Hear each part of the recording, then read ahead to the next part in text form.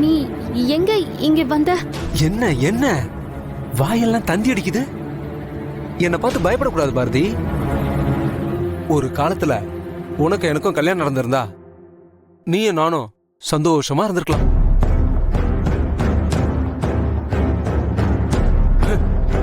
ஆமா, ஒருத்த வந்து உன்னை லவ் பண்றேன் கல்யாணம் பண்றேன்னு சொன்னதும் என்னை விட்டுட்டு அவனை கல்யாணம் பண்ணிக்கிட்ட.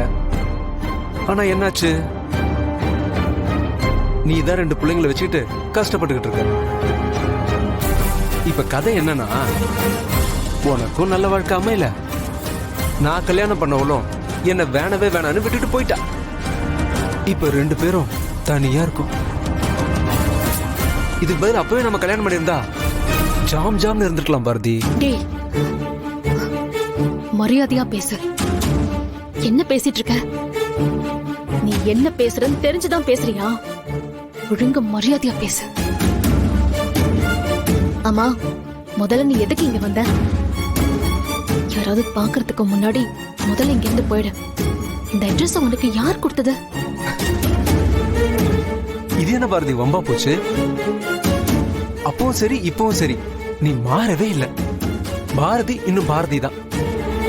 இல்ல, நான் தெரியாம தான் கேக்குறேன். நீ நான் இருக்கிற இடத்துக்கு தேடி வரலாம், ஆனா நான் நீ இருக்கிற இடத்துக்கு தேடி வரக்கூடாதா? இது என்ன நியாயம் பாரதி? உனக்கு ஒரு நியாயம், எனக்கு ஒரு நியாயமா? சரி, இப்போ உனக்கு என்ன வேணும்? எதுக்காக இங்க வந்திருக்க? நீ தான் வேணும்.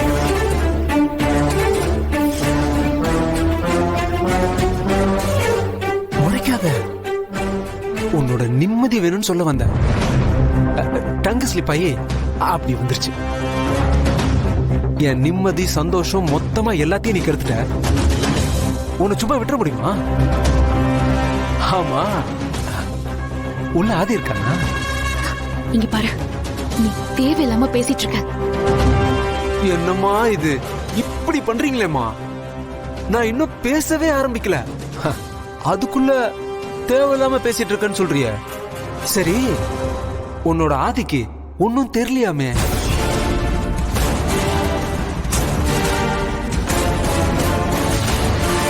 எல்லாத்தையும் மொத்தமா மறந்துட்டான் போல.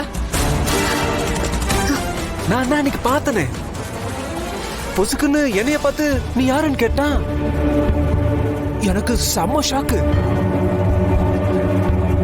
அது அப்படியே விட்டுற முடியாதுல்ல. ஞாபகத்தை வர வச்சுட்டா போச்சு.